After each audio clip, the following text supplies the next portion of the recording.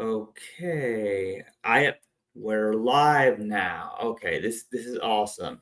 Hello, everyone. I'm here with my friend and fellow board member of the Rainbow Pro Life Alliance, Marcos Lares. Did I say your name right? Yeah, Lares. Oh, it's Lares. Lares. Okay. Yeah. So, tell us about yourself first, Marcos. So I am, well, I guess I'll start with, I was born in El Paso. I live and born and raised in El Paso. I still live here. Um, I, pursued my bachelor's degree in, genetics and biotechnology. And that's where I became more involved in the pro-life movement when I started my Students for Life group. Um, so I'm like the president and then founder there. That group is still going on today. Mm, they still have events and stuff. Um, After that, I worked in postpartum um, as a huck, which is like a CNA slash office secretary kind of thing. Um, so I worked in postpartum, and then I also did my internship at the county medical examiner's office um, at the morgue. So it was just kind of like to get me immersed into like the medical field because I'm really interested in it. Um, and then I pursued my master's degree in biomedical science. Um, and so now I'm going to medical school. So that is a little gist of my thing, but I guess when it comes to the pro life movement, I kind of turned away from the activism, um, like the full blown uh, marching, chanting, like, full blown, like, I guess, like, get GA, like, get the fuck out or something like that. I would say, like, get, like, um, full blown activism. I would say, like, marching on the streets, like, debating people, things like that. I really don't do that anymore just because I try not to bring too much attention to myself when it comes to it because I am in kind of like a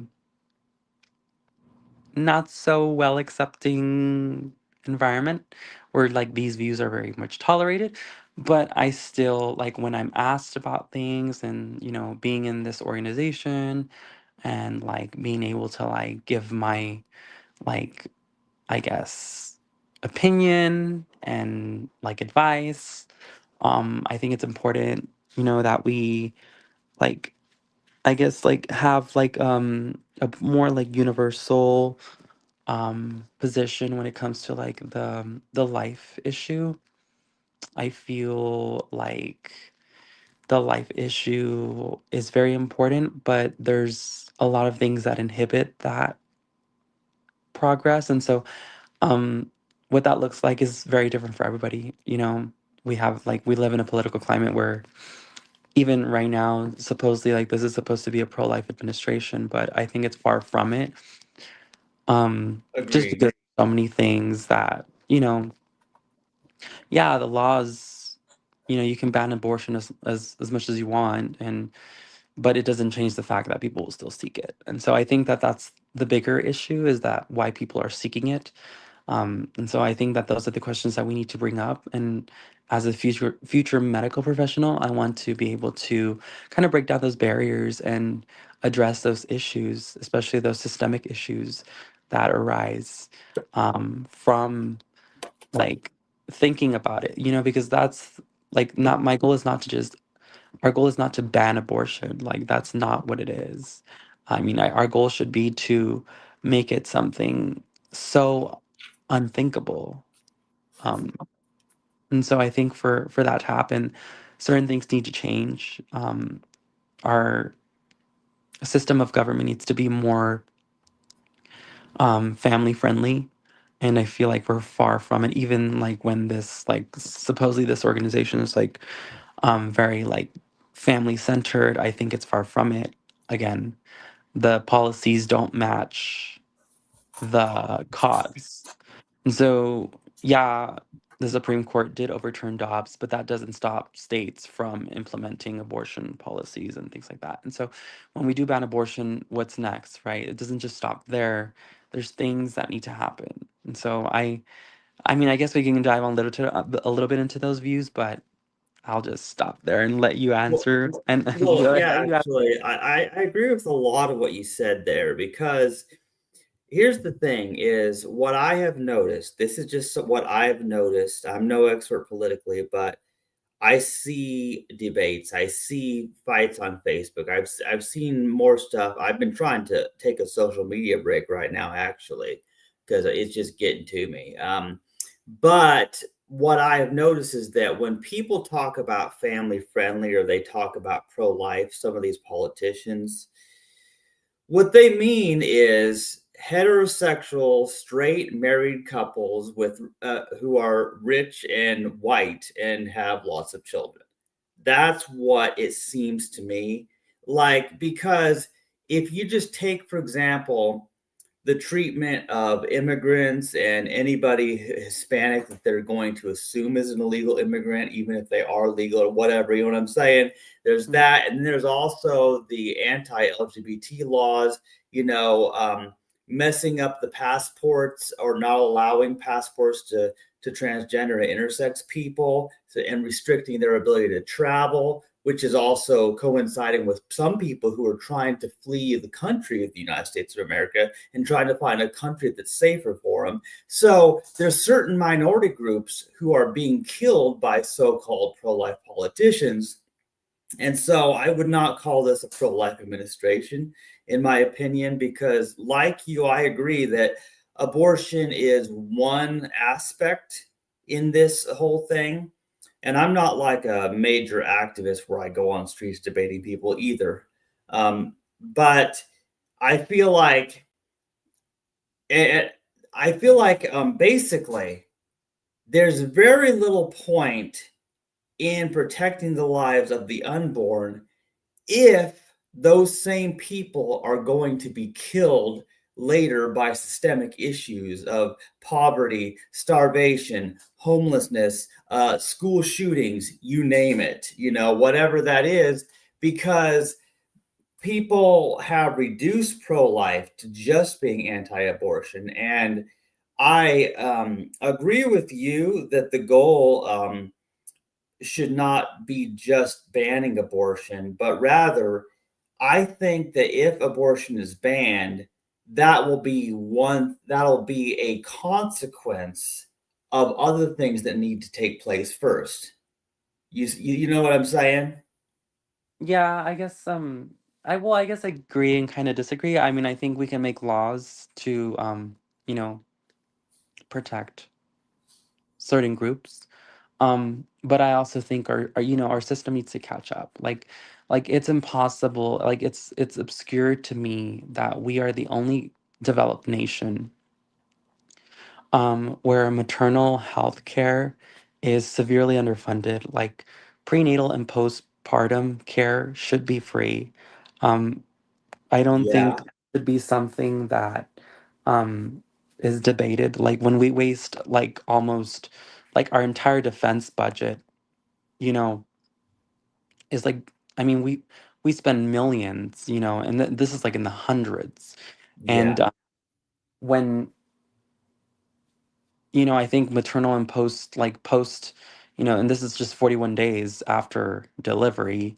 Um, you know, I think I was looking up like how much that would cost in reference to other countries and stuff like that, and how much the United States would have to pay. And it's just like 89, close to like 89, I guess 89 million or something like that.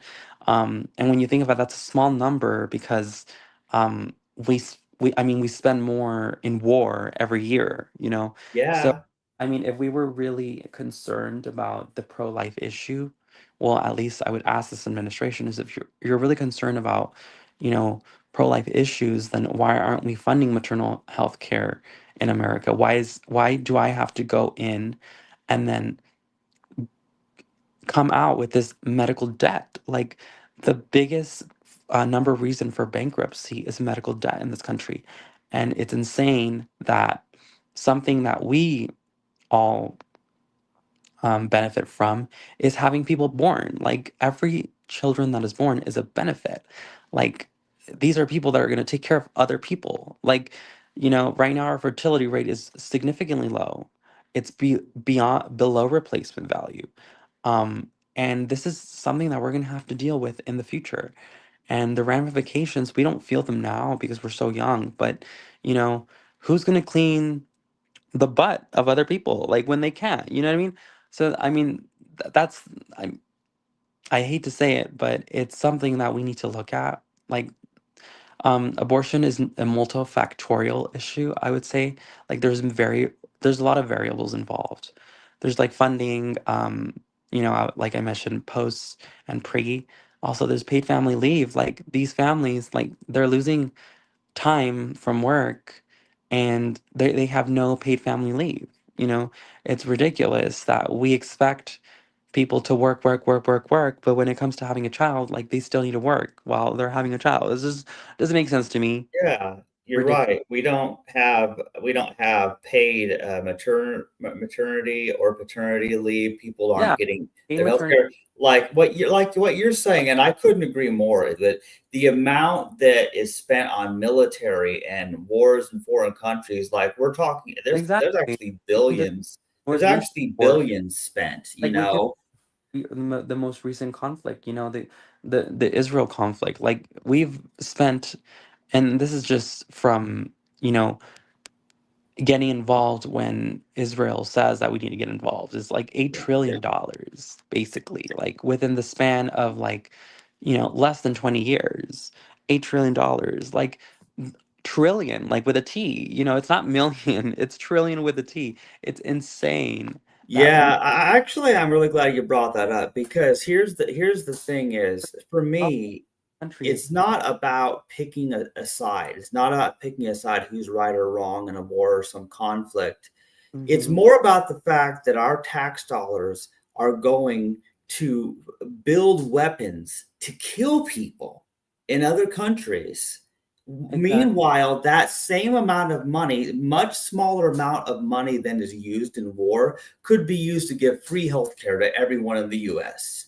And maybe not necessarily like every single service, because I mean, even that can be debated. I mean, like the thing is that we're not having these conversations. What conversation is we're having is like the conversations that don't need to be having. Like, how much do we need to send to these X amount of countries? I'm like, when we're not okay, how do we like in order for you to be able to help someone else, you need to be good yourself, right? Yeah. So it's like like people in this country are suffering because they don't have the medical care that they need. Maternal mortality rate among developed nations, we're one of the highest. And it's ridiculous because we're the leaders, like we're the wealthiest nation in this world, and we have literally the highest. And when it comes to maternal mortality, like that's to me is very concerning because that is saying that we're not taking care of our people.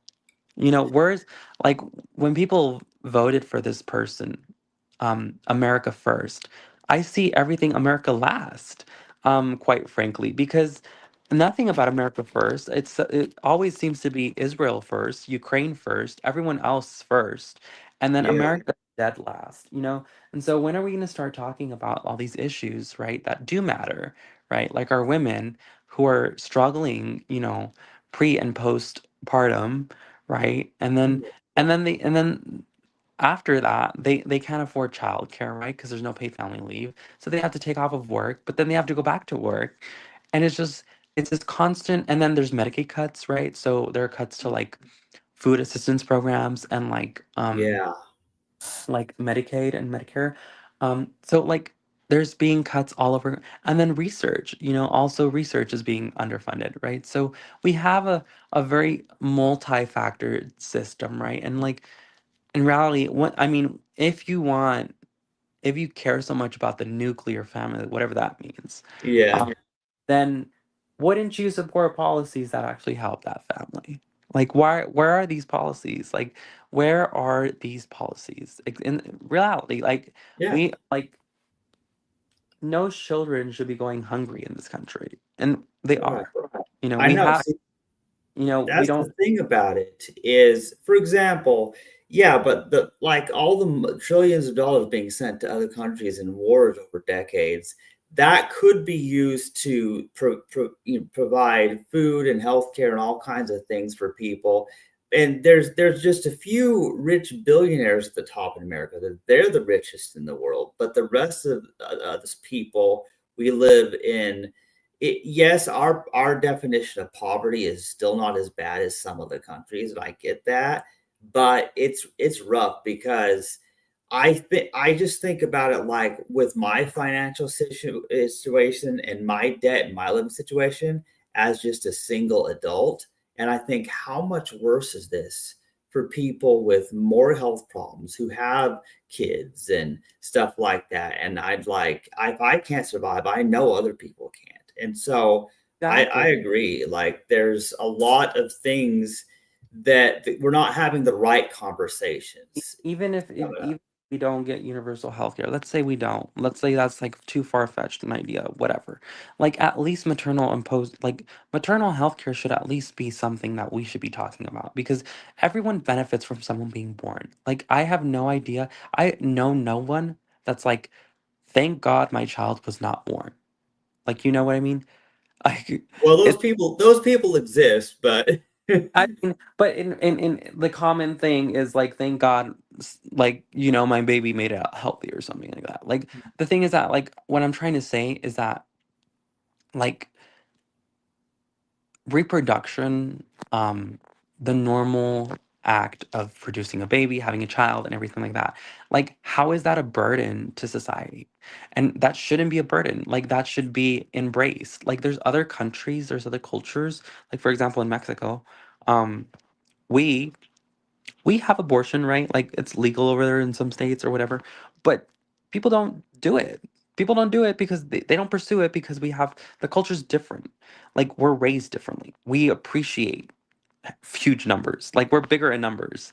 That's what I'm trying to say. And so when it comes down to it, like yeah, people do have the choice over there in some states or whatever.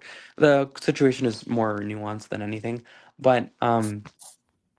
But the culture is very different. Like there's very family values, and we try to strive everyone. Everyone is very important. Everyone is valued. There's no one that's not valued, right? And that's why you have like this like kind of like indoctrination of like Western practices where like abortion is becoming more, you know, prominent in South and America and Central America, right? Like they're becoming more radicalized and things like that. But even then, the culture stays the same. Like our culture is very like life affirming, right? And so we don't really believe in those things, right? So when we come to America and we have this choice, right? That which I really don't think it's like much of a choice anyways. Like you either do it or you don't. Um and then like it's kind of like shoved down your throat, like almost like here, this is what you need to do. Because if you don't, then you're this or you're that. Um and that's far beyond the point. But like I said, there's no reason that we are the wealthiest country in the world and we having this problem. Um, in fact, we should having one of the lowest maternal mortality rates in the world, and yet we have one of the highest among developed nations. And so it's just to me that's a conversation that we need to have. If it's not universal healthcare at its full capacity, at least you know this part, this very, very small part that I believe inherently will cause less abortions, will lead to less abortions. Because I think when yeah, people, when you look at the Guttmacher Institute, like the research firm of the pro choice arm in this country, they have estimates, but like pretty much they ask women, like, why do you choose abortion? 75% answer because of financial burden. So if we're alleviating that burden, then that 75% should reduce, right? So we should only be worrying about 25%. And let's say what that 25% is, let's say the 25% is, sexual abuse. Maybe that's something else. We can have those conversations, right? But when we're having 75% of abortions, it's due to financial strain. It's like, what are we doing? It's like we know the answer, we're just not being pro-life about it. we're being selective and we're thinking, no, this is what I think is the right answer. And a lot of it is just like we already pay taxes anyways. Yeah. Like the government taxes us into oblivion. Um, Yeah, and that's just that it. don't they're the one that have the most money. So when I mean when you think about it, like that's why I'm just like 15% flat tax rate to everybody. Who cares? It doesn't matter what color skin you are. It doesn't matter if you're blue, black, green, yellow, black, whatever. Like you should be getting taxed. Like I mean, I that's what I think. Maybe that's a lot. I don't really know. I'm not an economics person or Well, what. Like but here's the thing. You're right because like I've looked at my pay stubs. I've looked at my pay stubs from Walmart, for example. yeah, it's like And six, six, when I see that I'm paying $300 in taxes out of every paycheck, and I think about how much I if I wasn't being taxed that amount and I got to keep that amount, I would be using that to pay towards my debts of my student loans. So it's weird because the government is taking me away money from my paycheck that I would use to pay back the government for my student loans. So they're taking away the money I could have used to pay them back on my student loan. So it's really, really stupid. We are taxed into well, oblivion. yeah, no, and when you think about it, I mean, the tax is fine. Like I really don't mind tax, but if it's being used, like right now, the tax is so unfair because we're the ones being taxed and we're the ones that get the less out of it. Like I don't qualify for all these assistance programs. Like, and the thing is that I don't qualify because I don't make enough. Like I make too much money alone, but then I don't make enough money when something like my arm breaks or like I have an injury or something like that. And so imagine being a mother where like, you know, you're pregnant, you're literally like about to blow, and then you don't have things you don't have FMLA, you don't have, you know, you can't take out leave. You need to be back within a month because depending on the job that you have, like they could not, like, and then they have like enrollment deadlines, so like if you pass the enrollment deadline you're kind of screwed. Like the American healthcare system in this country is mind-blowing that we cannot, like, for the life of us, like fund things that actually matter and the things that will actually reduce abortion. Like things like this will actually reduce abortion. I am 100% for certain that they will. You know, Yeah. even if abortion access was like all across the board, this and that, whatever, what have you, if it was allowed, they would still reduce abortions because you have the means to like take care of somebody.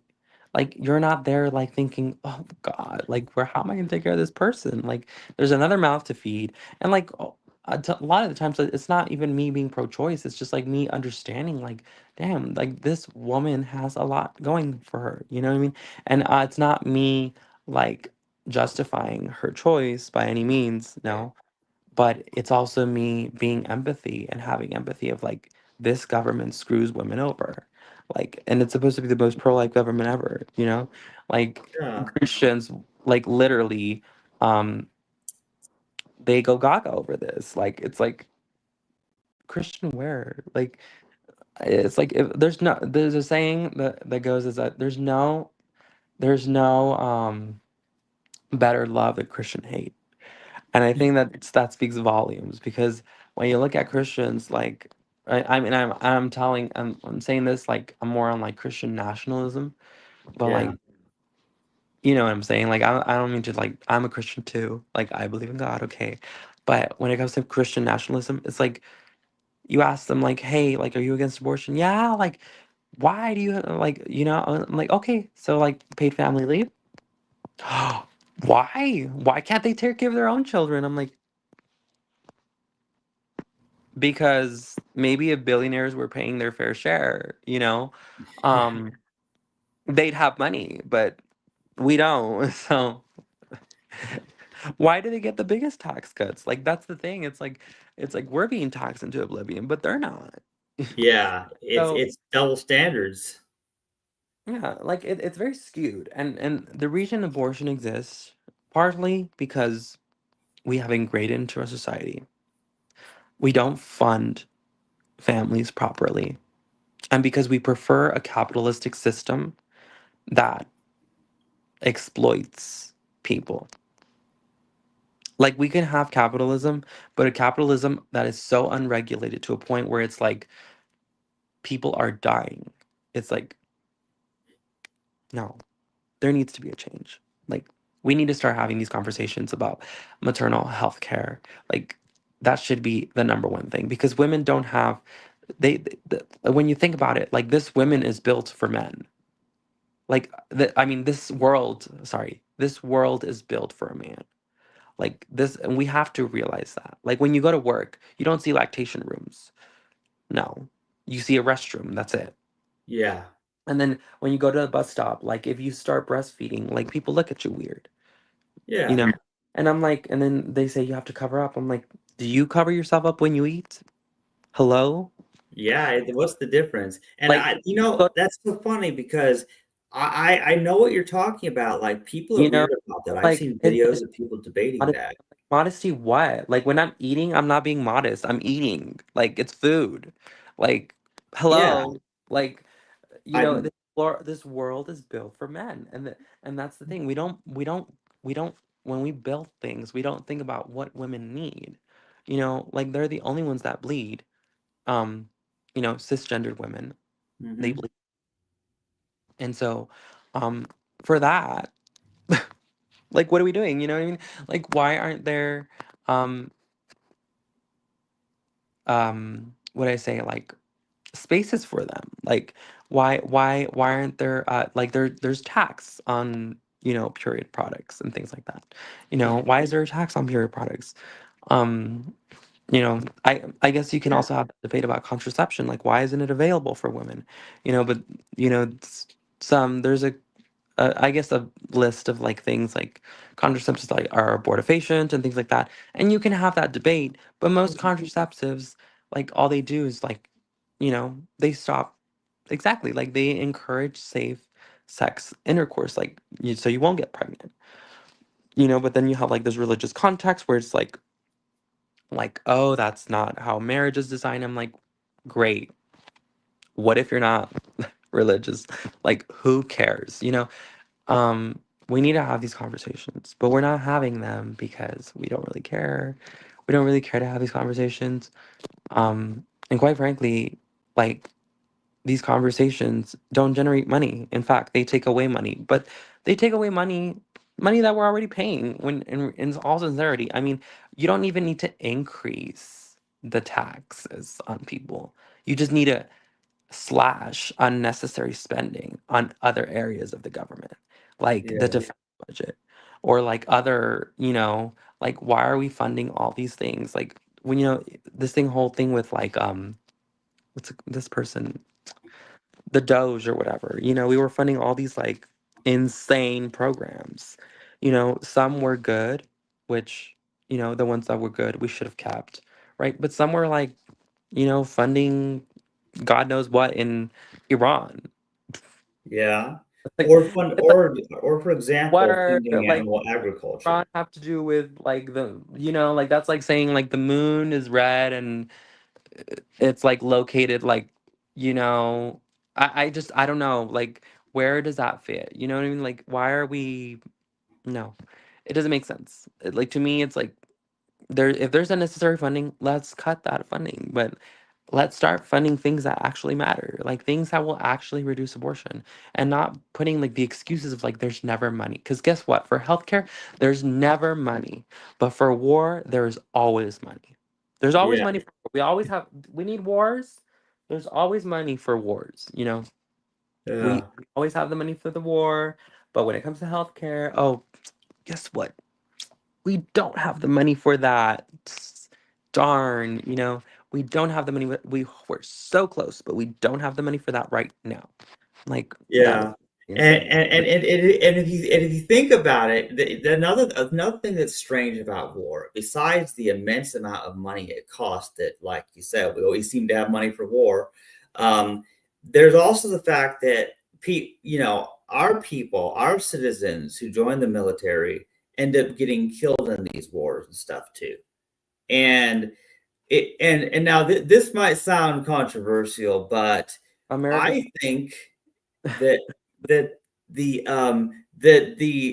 transgender military ban was a good idea, so that my people aren't going to be killed in a war. At least, of course, they'll be killed in I, other ways, but I'm more of like the freedom of like if you want to die, by all means, there's a door. You know what I mean? Um, I have my own opinions. Like I mean, like on the whole thing, I'm like I think people should just if they want to do that, like I like on my family, I'm like very like don't do that because like the military doesn't treat you well. But but if they want to do that, I mean like I really don't care. Like what I also think is like also like the adoption reform in this country. Like oh yeah, like the fact that you I mean I had parents like as patients from the UK. So they were a gay couple. And it's interesting because they had their surrogate and everything, which I'm not in favor of surrogacy again because I think surrogacy tends to open the door of exploitation of women. That hmm they take advantage of a woman's vulnerable financial state, and so they profit off of that, right? And so I don't think that women should be like subdued to things like that, just for money. And I don't think children are a commodity. But quite frankly, that's not my problem, right? Whatever. These patients, like they came, so they had a surrogate and everything. And then, I also had this, lesbian couple, too, you know, but like when it comes to adoption, like, you know, they say, oh my gosh, like, you know, they're gonna like gays should not be able to adopt or whatever LGBTQ folks should not be able to adopt because they're gonna groom them and make them and I'm like make them gay and I'm like my parents were straight and I came out gay. I know, right? My Like parents were conservative to the bone. Like they were like we went to mass and everything. Trust me. Like I'm yeah. like if a kid is gay, they're gay because they're gay. Like Well, I they're know you're right, Marcos, because all the gays I know had straight parents. Funny how that works. and exactly and like when you think about it, like I mean, um like I think I saw a statistic or divorce rates and things like that. And gays, men and men, are amongst the lowest divorce rates. So heterosexual couples and lesbians have higher divorce rates. And I'm not to diss on my divas or out there, but that's just a reality. Like we have more, our family unit is more united when we do find each other, obviously. Um, but when it comes down to it, it's your your family can look different. Like if you don't, and then the thing is like why do I have to spend thousands of dollars adopting a child? Like the only requirement should be is that the child has a roof over their head, air conditioning, and food, and somewhere Yeah. to put food. Like I think that that's like the basic, a bed, things like a checklist, kind of like you have the means to take care of a child. Like, like they have a bed, they have water, they have electricity, they have air conditioning, um, they have like all these needs, you know what I mean? And then no, some of these like administrative fees, like $10,000, like administrative fees. I'm like, that is crazy. Like Yeah, basically your that's profit, like using the profit, children to make like money. That's what's crazy, that use exploiting the children to make money off of people. And then you have parents that actually want these children, and then you don't give it to them. Like, it's insane. I don't know. And then it's on both sides because, like, I mean, obviously, on both administrations, we haven't been able to get adoption reform because it's just not a priority. And it's never been a priority, quite frankly. I mean, when you think about it, like, these two party system is like so vague. These parties, on one hand, destroy each other. They don't care about pro-life. They don't care about abortion. I mean, quite frankly, this president is very pro-abortion himself. Like, obviously, like he's said it. He's like, I don't agree with the Florida state abortion ban. Like, okay, that's all you need to know. He's the father of IVF, which he hasn't done anything for IVF, but he's the father of IVF. Um, which is also a very, when you think about it on the terms of life, it's devastating, right? That you're literally, that's eugenics, like Yeah. in its whole transparency, because you're choosing and picking like, oh, which embryo is the most perfect for me, when in Yeah. reality you could have been a grade C, I could have been a grade D, hell, I could have been an F.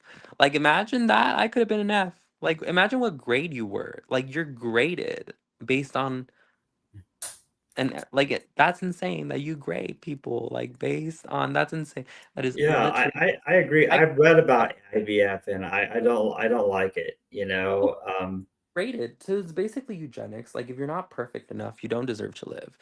And it's insane, like when you think about it. But anyways, father of IVF, this person, whoever, um, I guess they're the father of, I mean, might as well just be full blown Margaret Sanger at this point, because like what have you, you know.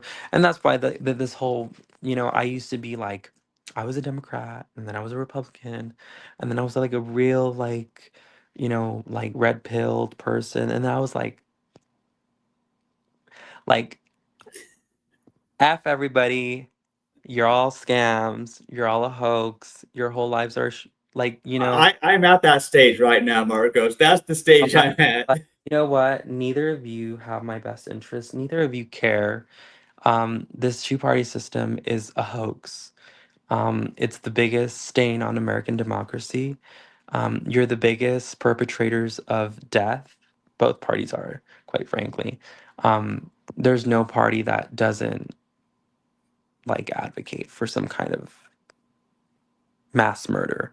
Um, Yeah, because when you think about it, like I see these images of these NICU babies in like Gaza and everything, and I'm like, how, if that does not burn your soul, like what will?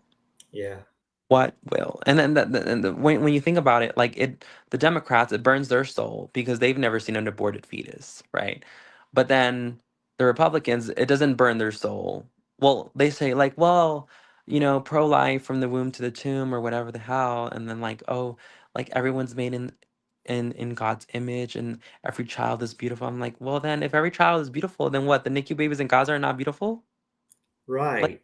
plain. Like your outrage is fake. Your outrage is so fake.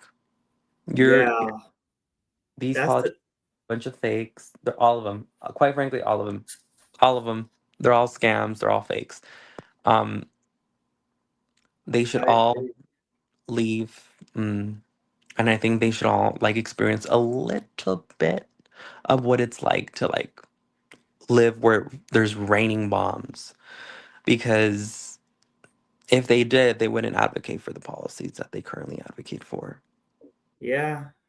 Do unto others as you have done unto you. I think about it. I think about the golden rule, and I think about how these people in all countries are everywhere of all races, religions, cultures. They're all equal in value to me. I don't like it when people are arbitrarily choosing whether it's IVF, which embryo they think they is whatever graded, or Look, whether it's for yeah, me, it could be IVF. For me, you could be go to abortion clinic. For me, you could be in the NICU. For me, you could be in, you could be at any age. It's wrong. It's completely wrong. Like the fact that you are advocating for the destruction of people in like babies in the NICU who are so malnourished that they cry every night. Their cries are heard like probably throughout the night. Like, can you think about that? Just imagine that for a bit. Like, that's insane. And then, like, you know, like all these other people, like, and then the silent cries of these women that, like, they're told, like, this is their only option when in reality, that's not. But honestly, our government makes it that way. It makes it their only yeah. option because Well, they deprive them of the resources that they need to succeed, like, and that they want. You know, so when the government is depriving you of everything, like, you have no choice basically but to choose destruction. Like, and sadly, like, women choose this, and to me, like, they're more victims more than anything, you know. And that's why we need to advocate for policies, you know. Like I live in a really restrictive state, Texas out of all things, um where, you know, it's basically banned. There's no It doesn't exist. But the, you know, our schools are underfunded. We don't have paid family leave. Um, you know, there's not even homes to buy if you want to have a family. Um, you know, WIC, WIC Right. and food stamps are being reduced, Medicaid's being reduced, Medicare is being reduced, like everything is being reduced. Like you're basically losing everything. And so when these families like, you know, they don't have anything, it's like I kind of empathize. I'm like, well, maybe abortion is their only solution, right? Maybe that's what that's what leads them to that. And so to Well, yeah. me, it's more of like I don't agree with you. And I hope you choose yourself first, regardless of the government's intervention. But I also empathize with you because this life is so horrible that you're being treated this way, where we literally have money for everything else. Well, we don't have money for everything else, but we always have money for war. And so that's the thing. Um, we have money to bank, you know, um,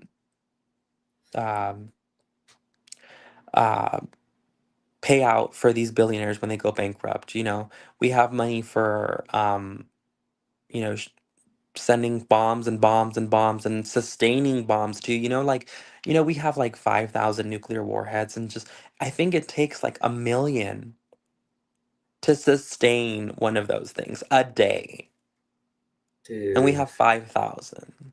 Like that's insane.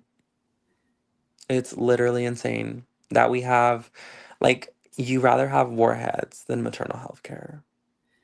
That is Yeah. literally I insane. mean, at a certain point, Marcos, I asked Like, myself the question. you can't even use that thing because if you use it, literally the world would fall apart. And then you have it because God knows why. And then it's insane. And then we send weapons to countries that do have universal health care. And they have universal health care because they can afford it because they're not spending money on war. You know, we're Well, spending yeah, their money. but see, yeah, here's the thing: is yeah, these nuclear warheads, all these horrible weapons of mass destruction, basically, if they start using those, it does blow up the whole planet because then, you use that on this country and then that country or their ally countries are then going We're to paying bomb you and everybody it's like when a bunch of school kids all get into a fist fight. It starts with two people and then other people join in and then you have like 100 kids all beating each other up, and that's basically what it's like once people start using these weapons and countries start going to war with each other like that. we're paying for an ornament. We're never going to use these things. Like, let's be honest, we're never going to use these things. We're paying for an ornament. We're paying $1 million a year to sustain these things for an ornament. Like, it's ridiculous that we even have 5,000. It's like, reduce it to two. One or two would definitely do it. Like, one will do the job. Like, these things are massive. And so the fact that you have 5,000, it's like, I come to think, I'm like, wow, 5,000. That's like $500 million that could be going to somewhere in this place, funding something that is actually Yeah. good. Yeah, Like, well, and yeah, good, but like I'm saying that people's basic healthcare, I'm not even talking every possible medical service ever. I'm talking people ability to have, life-saving surgery, like whether it's heart surgery or whatever else, and of course, I always think like when it comes to universal healthcare, like I can understand maybe not the entire bulk, right? Not the entire like, hey, everything is free. Maybe not that. And I don't ever think we'll get into that point in this country. Honestly, in my lifetime, never, I don't think. no, Um, but I do think that, you know, when it comes down to primary care and like maternal health care, like those are things that we need to talk about. Because when you think about like primary care, like if you catch something early on, you're less likely to spend less money down the way. You spend more money when the problem gets worse. right. So when you catch something early on, which is having primary care, going to your primary care doctor, having, you know, yearly visit and everything like that, yearly blood work done and everything like that. I mean, there's people that can't even afford that. That's the thing. And so, and then free maternal health care in this country. I mean, like, you should be able to give birth. If animals can give birth debt free, why do we have to pay? Like, that's insane. Like, that's what, like, if animals can do this for free, like, Yeah. why do I leave with like an 800,000, like $16,000 bill? It could be like from 10,000 for a vaginal delivery to like 18,000 for like a cesarean. It's insane. And then like that's if everything goes right. Like God forbid things don't go right, and then you have a hemorrhage or you have an emergency or things like that. It's like it's insane. It's insane. And people don't ask themselves these. They're just like, well, we need money because our like defense is so important. It's like, really, it's more important than the women giving birth. Like, ask yourself those questions. Ask yourself. Repeat that to a mirror. Like, get in front of a mirror. Ask yourself. That is more important Yeah. than these things. It's like, Well, but here's the deal. I've asked myself this question because since people are living in such horrible conditions and people are dying because they don't have health care, and people are aborting their children that they wanted to keep but that they can't afford to, so they have abortions because it's cheaper to do that than to give birth.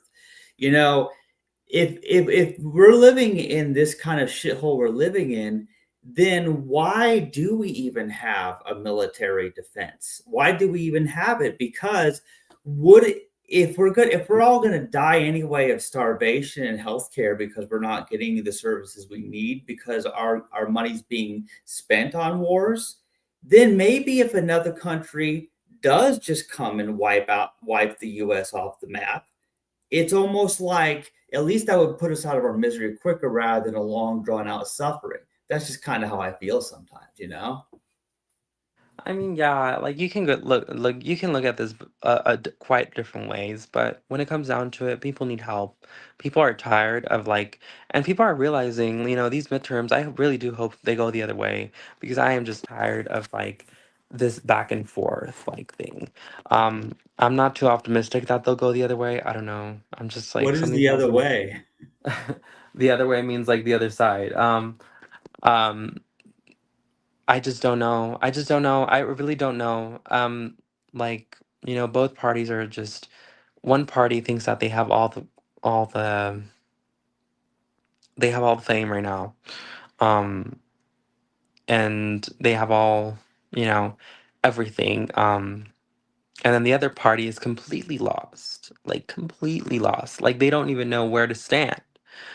Um, and so that's where we are in this country. We are in this space where we have two parties that could never see eye to eye. Never. I think as the years go by, they get more polarized.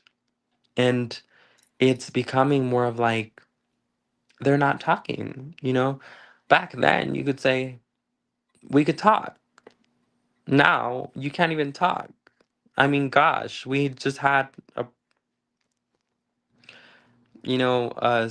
I mean, I wouldn't say he's a Christian, but we'll say podcaster shot. Um, in broad daylight. So like we don't even talk anymore. Um, we don't engage in these conversations anymore. And if we do, like even if we try, like for me, like I'm telling you, I'm completely independent. Like I believe in progressive politics sometimes, I would say. Depends on the issue. Um, but other times, I'm just very like, I like to see policy by policy. I don't have a specific party that because I don't idolize people. It's not my Yeah. thing. I don't idolize um I don't idolize politicians. They're the people that I despise the most. The people that are the reason that we're in this mess. I don't idolize ideologies. I look at policy because idolizing things, first of all, it doesn't make you a Christian. You're already not a Christian if you're idolizing a specific person. And some people don't even wear a cross over their neck, but they don't forget their hat. Um, or Yeah. Well, I agree. See, here's the thing is I don't idolize any person or political party or religion or anything like I that. think regardless of your religion, like you should not be idolizing people. Like Mm. these people are no one. Like they don't know you. They don't live by you. They don't know you. Like they don't literally they don't know you. They don't care about you. They don't like have your own like look at the things that interest you most. Ask yourself these hard questions like why are these people speaking this way? Um to me, these people are like they drive, you know, our conversations aren't based on logic anymore. They're based on rhetoric. And there's a difference. Rhetoric is tapping into someone's emotional um like aura, you know, like emotional response. Logic is using facts, right? Things like, hey, abortion should be banned because a child can feel pain in a specific trimester or something like that. That is fact, right? There's research that you can poise and you can listen, as opposed to like every human life deserves to live. That is rhetoric. That is a tapping into someone's emotional sense, right? That is not something that we need to be doing. We need to be laying out facts. And that's why, for me, I rather debate people on the factual, you know, like the actual textbook definitions, as opposed to, um, you know, um, this whole human life thing, whatever, what have you. Um, yeah, Yeah. like there is, because like we stop using logic and we just use rhetoric. And when we use rhetoric, we risk people misinterpreting that because they can't respond to it. And then we also risk like people becoming radicalized because of it. And so we have these two different things, and I think we need to go back to choosing logic, because when you choose logic, it's clear what you're stating. Like there shouldn't be vagueness, um Yeah. very I clear cut, very very, you know as it should be. yeah, a little bit. I just want to say a little something about, logic versus this emotion is I like objective facts. I like things that are reliable. I like things like math or the game of chess or computer programming. And the reason I enjoy those things is because we don't debate those things. And if you try to debate that 2 plus 2 is 4, then you're just having a nonsense conversation. And that's what's happening is people are doing all these emotional appeals and they're trying to emotionally influence somebody, and then facts are just excluded entirely. So I agree. Yeah, we're not factually driven. We're the rhetoric is, you know again, like you can even just say this person that just passed away. I'm not gonna Mhm. mention his name because I really don't care. Um, like it doesn't really matter to me, um, who he was or what he was, or um, the thing is that he's not here anymore, and that's really sad, and that's a tragedy. But when you think about, this person wasn't saying facts, they were saying rhetoric. They were saying things that made them feel a certain way, or they were implying things that would tap into someone's emotional sense, right? And so when you're a college student, you're like very emotional as it is because you're a college student. Like that's what you are. And Yeah, so um when you use rhetoric, you get people that you know are angered by it because whatever rhetoric that was or anything like that, and then you have people that became more radicalized. And so that's where we stop, because rhetoric doesn't leave room for a response. It closes that. it shields basically any conversation to be had. And so when you are debating, you don't debate with rhetoric, you debate with facts, right? Like if you're debating something biblical, right? Like if you're having a biblical debate, you cite verses, right? This is what this means, or this is what this person said, or whatever have you, you know?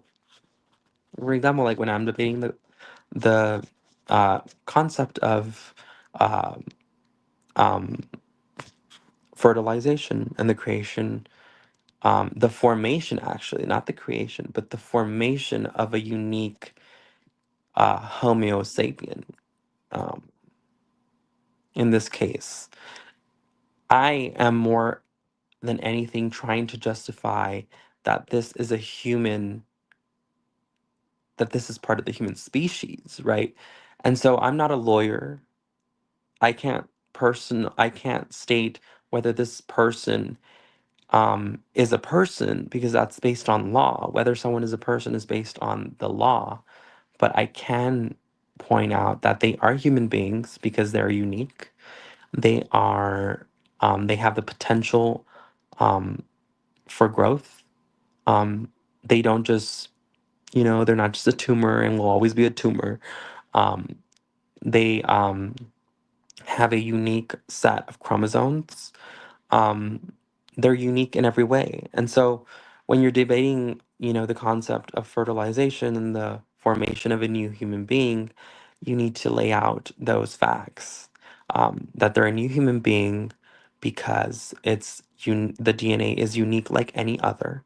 Even amongst twins, their DNA is vastly different because you have epigenetic components. Um, you have different um, you know, we're debating now on the process of fertilization and human development as opposed to like the value, right? So we attribute value based on law, right? And so I'm not really debating on whether someone is a person or not. But I can ask the question: if we can, what are the requirements for a person? You Yeah. know, so like as a country, we have factually had requirements for people. They have to be a specific color, they have to be a specific orientation, they have to be a specific origin, they have to be a specific um, religion, they have to be a specific, um, I guess, not disabled. They had to be able-bodied. They had to be not white. You know what I mean? Like Yeah. white. They had to be white. I mean they had to be all these things. Like we had requirements up and down the list, like you name it. And um yeah, so I mean personhood, I can ask the question like if those are people, then what makes this person every different? Well, yeah, that's where the fun lies, Marcos, because Or no matter which criteria you use to establish what your requirements for a person are, then you can always find how that is going to include people that are not being treated like people. You know what I'm saying? It's mhm. like there's so many double standards, and the goalposts keep on moving of deciding who is a person and all that, and it's very bizarre. I mean, you had Margaret. It's funny because you had Margaret Sanger say, a disabled child is like a burden, or these people. And it's so weird because Democrats right now, they're like the whole thing with Tylenol and everything. They're saying that like people with autism are not like a disease that they're meant to be like eradicated or cured or something like that. Um, it's funny to me because I find that so um, interesting because they're the ones that will literally justify women going in and slaughtering their Down syndrome baby. They'll Yeah. affirm that choice. But when it comes to autism and all these other things, it's like, no, why are we trying to erase autism people? I'm like, we should not be trying to erase anyone. That's the thing. It's like you people are so feckless that you can't even like your argument falls apart because no one's believing you. Like I would believe you if you would like at least like the reason for not aborting your child is because they have Down syndrome. Mm, That's so ableist thinking. Like, it's ridiculous. And the fact that, I don't think autism needs to be cured necessarily. I think there needs to be um, assistance. Like, these people need help living out their daily lives, and they need the medical care that they require. But there's no fixing something. Like, it's like saying fixing Down syndrome. It's like, fixing what? What are you fixing? Like there's nothing to be yeah. fixed. Well, There, yeah, there- here's the thing. As an autistic, let me comment on this, Marcos. As an autistic person here, let me what I think is instead of trying to fix autistic people so they can function in the normal cookie cutter way society expects them to function, instead, the unique strengths that different autistic people have to offer, they need to be put into places where they can use those. They can be put into jobs and activities where they can use what they are good at to the fullest extent rather than being constantly just have their lives wasted by people trying to fix them. And I, like, for example, now I'm inspired by the story of Temple Grandin. You know, she's famous. She's written some books. I don't agree with her on everything, obviously, but I just think that it's amazing what some people have been able to accomplish just by the challenges. And I feel like if we can make things easier for people with autism and other supposed disabilities, you find out they're more able than disabled in a lot of cases, I think. and even if they are disabled, let's say, even if they are, it does not change their value. Like our value is not based on how abled we are. Like that's the thing. We need to realize that if someone needs help, they get help. That's the solution. The solution is not to cure them of anything, right? Like because in reality, I mean, it's more cognitive, more behavioral than anything, right?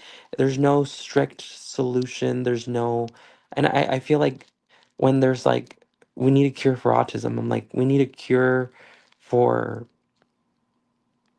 that just seems so very vague to me. Like the word cure is kind of like you're not curing cancer. Like you're curing, how a person's personality is and how they are and how they function. And maybe they're we don't need a cure. We need accommodations, Like they need to be just like anyone needs to be accommodated. Like I mean, if you don't have legs, you need to be accommodated. Like, you know, if you don't have arms, you need to be accommodated. If you're a person with Down syndrome, you need to be accommodated. Like Hmm. more accommodations than anything. Like I think the problem here is that we're seeing people as mere things that need fixing when we don't see them as who they are, and rather than we try to fix them. It's like saying someone was trans, right? So like, oh, we need to fix them. I'm like, fix what? Like what do you mean? Like what do you mean fixing? Like fix like we need to fix them. Like I'm like, no, you need to stop being so mean and understand where they're coming from. Like, do you know what gender dysphoria is? Like, no, of course they don't. They never know what that is, but Yeah. they always know that they need fixing, right? Fixing from what? From nothing that they know. And then that's the thing. That's like when you come down to it, it comes down to yes, these are medical um, diagnoses, right? But they're not necessarily things that need to be cured. They're things that like just like anyone else with, let's say they're born blind, we have accommodations for them. They're not less human because of those accommodations, right? We just accommodate because that is a reality in this world. People are born with disabilities, and just because they're disabled or more abled Um, Yeah. that Well, doesn't mean that they're less valuable. and speaking of being equally valued, think about this, Marcos. If you look at the non-human animals and how humans treat some species of animals and how they treat humans by comparison, you'll notice that some people will treat their pet dogs and cats they have at home better treat them better than they treat their other humans. Have you ever noticed that? Like if you think about it, like somebody will have a cat. Now that cat will never work a job and earn money and probably won't speak English unless it's one of those cats on TikTok that talks, but they value that cat, they love that cat, they feed that cat, and that cat didn't do anything to deserve it. And and then at the same time, they will literally go and kill humans, or they will kill other species of animals, like they think a cow is food, so they'll kill that. And they have not seen that people aren't even aware that they have tiers, arbitrarily defined tiers of what's valuable, which people are valuable, which animals are valuable. And I have tried to really reconcile that, to really look at it, and just think, well, why would I treat this person better than this person, or this animal better than this animal? Like I want us to view us as all valuable living beings. You know what I'm saying? Instead of having this hierarchy deciding, well, you deserve to die because of how you were born, you know? Yeah, like to me it's just silly. It's silly that we're finding, cures for things that, I mean, obviously, like I'm not saying that, like there's just some things that don't need cures. There's some things that need accommodations. And I think that autism, Down syndrome, any other neuro um uh cognitive I guess, or behavioral condition, um, it needs accommodation. It needs understanding. It needs all these things. They don't need to necessarily um, be treated different. They need things that are going to help them be just like like they need things that are going to help them function uh, and be productive. You know what I mean? When it comes down to it, maybe they're good at something that they never thought of. You know, um, maybe they're good at. You just need to explore more. You need to do more digging, right? Like maybe these people are into. Um, some of them are more into like medicine. Maybe like you never know. Like there's autistic people in medicine, and you know you don't know if they're better than some of these other, better than me maybe. But there's more of accommodation as opposed to like fixing, you know. Like for example, like you can look at it like in the trans argument, like there's no fixing needed to be done. Like unless you're saying fixing is like gender affirming care, well then that's different. Like that's gender Right. affirming. I agree with that one.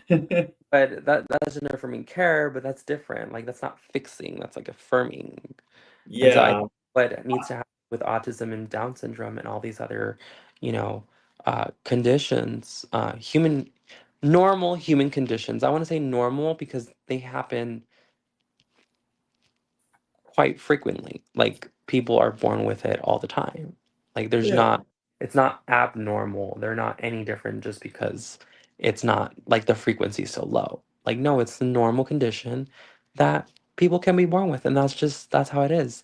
And they need accommodation, and that's how it should be treated. But the value doesn't change, so our value shouldn't change when it comes to anybody.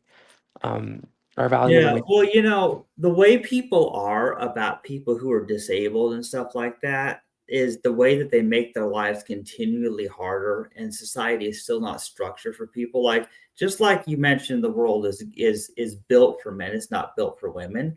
Similarly, it's not built for people who have disabilities, whether they can't hear or they can't see or they can't walk. It's just not. There's just not enough accessibility, enough accommodation for people to be able to function. But if you think about it, if accommodations are made, there's all kinds of amazing things that people can do, and you can even bypass their disabilities to enable them to do great things. For example, people who in wheelchairs who can't walk, their legs don't work, they can do desk jobs rather than having people who can walk be stuck in office jobs where they have to sit down all the time. Why not hire all the people who would be sitting anyway and give them something they can do at a desk? That's just one example of how people can be put in places where they can thrive. Yeah. Yeah, no, I totally get that. And I think that that's something, I mean, again, like both sides are just losing every single argument. As I see it, I'm just like, y'all are horrible people. to Yeah. Like you all don't really care about anybody, and don't give me this fake outrage of like, oh, it's because this is that. Like, no, like save it for someone who um like cares to like listen to the excuses, because I really don't care to like listen to like, especially politicians when they say all these lies and like it's like Yeah. And this is actually a really good talk. It's a really good talk. And one thing I do want to say about the podcaster that we say was shot recently. I think what's interesting about that, much more than who he was and what he did, is the reactions people have and what those reactions tell you about their belief system. Because you have some people cheering and celebrating that he was shot, and then you have other people who were basically idolizing like he was perfect, and it's so sad that this perfect Christian man was shot. And I don't think either are the correct response, because it really, like I think that the correct response should have been gun reform. yeah. I you want to honor someone that got shot literally on a college campus while talking about mid sentence about gang violence, um, gun reform. You know, and Right. Republicans say, "Oh, well, it's because of mental issues." I'm like, well, mental health is like not funded well in America. So why aren't you proposing things that fund? And again, they don't care about mental health. That's the excuse, is that they Yeah, say, "Oh, it's because of mental ill, like ill it's a people." I'm red like, "Oh, herring. if it's mental, then why aren't you funding mental health?" And like, and then you ask Democrats, like, well, it was because of his rhetoric. And I'm like, they have the freedom of speech to, whether I agree with him or not, like he has the mind to speak his own. I can, I will stab myself 1,000 times for someone to have the right to speak. Um, they should have not gone the way that they did. But unfortunately, that's the environment that we created here in America. You know, he even said, he's like, some lives are worth losing due to having our Second Amendment right. And that became true. Sadly, it was true. And it's tragic. And I think that the correct response of the federal government was to gun reform, first of all, assault weapons bans, like, universal background checks, Yeah. like things like this. Um, you know, you had not only him, but like you had these two children in a Catholic school, Catholic elementary school. Like, Yeah. it's horrifying that these things are happening in 2025. And the fact that like I said it from the very beginning, this person is not going to be the beacon that everyone wants him to be. Like, this person just died and nothing's going to happen. Yeah. That's basically what did happen, is like nothing has happened. No one in Congress is, um, grown up enough to propose something. They're all feckless politicians that don't care about um, their people. And sadly, someone got shot and lost their lives. And quite frankly, not just someone, a lot of people, a lot of people. And Yeah, he's one of thousands that have died. And exactly. Like, I feel like he got too much attention. The fact that there's all these people who are getting shot and nobody cared for gun yeah, reform then. much attention he got. If he got zero, a lot, whatever. He wasn't that important to me. He wasn't that important. Like I really don't care. Um, it was tragic that he like every single death is a tragedy. Um, this person does not deserve God's status. And if you're asking for my Right. opinion, I think he was Nobody well. does. No, because we're not that. And even the people that do deserve to be called saints, he was definitely not a saint. He was not a martyr. He was not I will say that his rhetoric was dangerous, and I don't agree with that. But regardless of whether his rhetoric was dangerous or not, he deserved to live, you know? So I will say that. And it is tragedy, but just like every single tragedy. I mean, think about it. Like these two children, like other people, the Minnesota lawmaker, um, just shot dead in her home. It's like, for what? Like, you know what I mean? Um, so when are we gonna see when is one death gonna be enough? When I'm very curious to see when that is, but quite frankly, I don't think that's gonna come. And at this rate, I if this person being as godly as they claim to be didn't change anything, quite frankly, I don't think anyone's gonna change anything. Right. Yeah, I mean, if even a person like that is an influencer and a lot of people listen to, if their death doesn't doesn't cause any reform to happen, then most likely it would not change no matter who got shot. Exactly. hmm Quite frankly, I mean, these things will continue to happen because we lack the basic fundamental knowledge that, guns in the wrong hands um, do do a lot of weird things. And then like for example, like I was not even his case, but like for here in El Paso, we had a shooting where a white supremacist came here and shot 23 Mexicans, Hispanics. And it was a white supremacist because it was found that he hated Hispanics, and he wanted to kill us, and that is the truth. That is, and he had a weapon that, with an assault weapons ban, this could have been prevented, right? But we don't have an assault weapons ban, and so things like this happen. But quite frankly, they're going to continue to happen, and it's just on us to keep able to continue to you know, propose life affirming policies because, like, these are life affirming policies. Like, you know, no one should be fearing for their life from a gun. Like, that is the most pro life thing. And that's just one of many, right? Like, like we were talking about, like, adoption reform, gun reform, paid family leave, and, at least maternal free healthcare. Like, I think those top three things are the most pro life things out there. But, like, when you think about that, those are the least of anyone's um, concern or priority.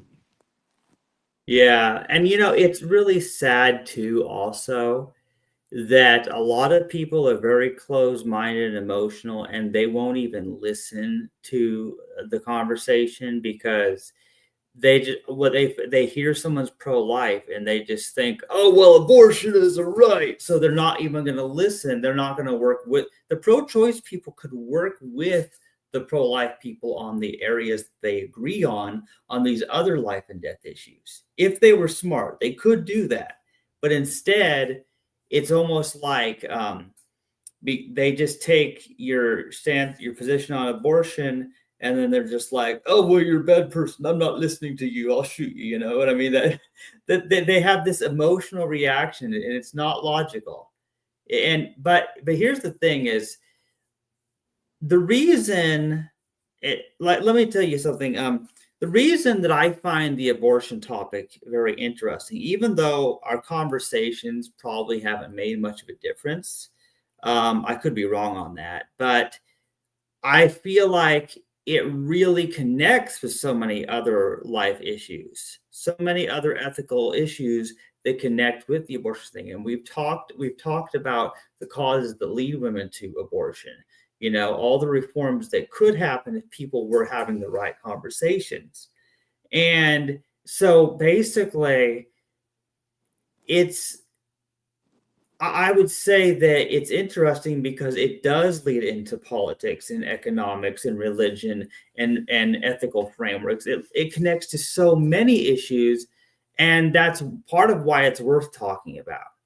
Because if all it was like, oh well, abortion is murder, let's ban abortion, and that was the end of it, that would not be good. I like that this has allowed us to have this conversation. You know what I'm saying? Hmm.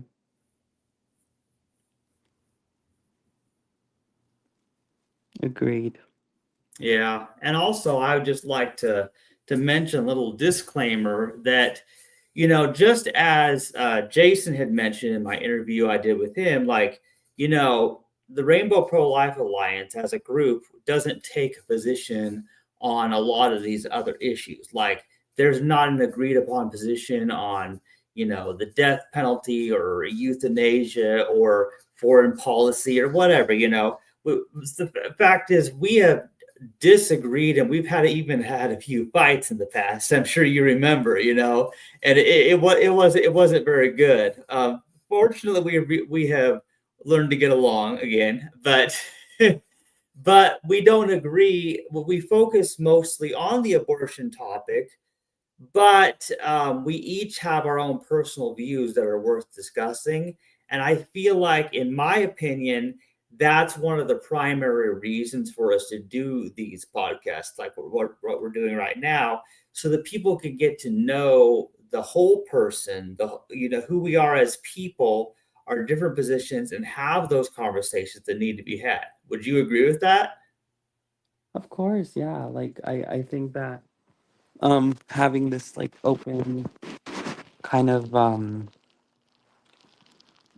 being afraid of like anyone can say anything pretty much, and um you know it's gonna be there. Like I don't always agree with everyone, but when that's why civil discourse exists and we need to have dialogue. And I was very different growing up. um I got red pilled in college, and then I left, and then my views constantly change. So there's the constant evolving me. And then there's a call. I mean, everyone's constantly evolving and thinking critically. So I think if you engage in critical thinking, you're gonna be the best version of yourself. And yeah, I mean, as a former club member, club organizer and things like that. Like I've learned to have discussions with people that probably hate my guts. Um, I was very um cordial with the club presidents of Planned Parenthood and the reproductive justice groups in on campus. So those were always very interesting interactions. And one time, they came over, and you're like, we heard your conversation, and we do believe in different things, or we do believe in the same problem. We just believe in different ways of getting there. And I think that that's something that speaks volume, right, to someone that was leading a Planned Parenthood group and things like that, to me, who was leading my SFLA group. um, I learned to uh, see people for who they are, and you know try to understand where they're coming from and things like that. And so I basically would tell them, like, hey, like, it doesn't matter.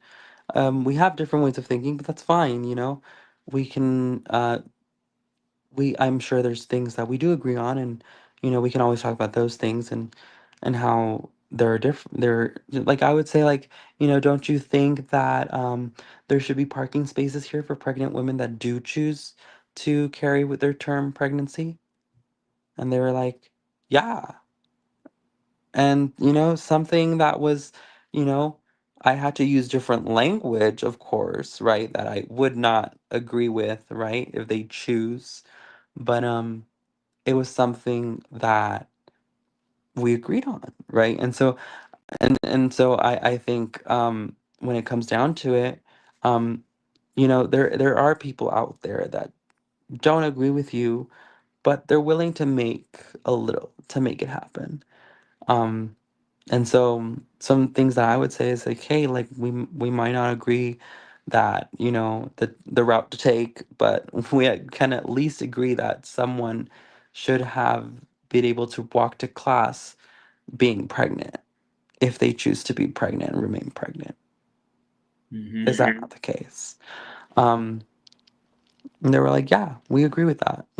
So there were things that we ultimately like to see. And I think that those are one of those things. I think that, you know, um, like when we would collect diapers and things like that, like, oh, we're collecting diapers for people that choose to have babies. Um, you know, it was very different wording, but it was much received. It was well received. And so I think that when you realize like you're not always enemies and sometimes you can be maybe you won't see eye to eye, but you'll lock arm in arm, you know? And so that's fine, you know? Yeah, it's kind of interesting because I was just thinking about how we may see somebody as our enemies, but there's also the expression that an enemy of my enemy is a friend. And if you think about the common enemies that we face, even with the pro-choice side, people who, like us, may disagree on abortion or other life issues, but they may care about freedom of speech. They may care about gun reform. They may care about these things like school lunches and maternity leave. That's the thing is it's if we can find common ground sometimes and work with these people instead of seeing them as our enemies, see them as allies against the people who are taking rights away and making things harder for people. Yeah,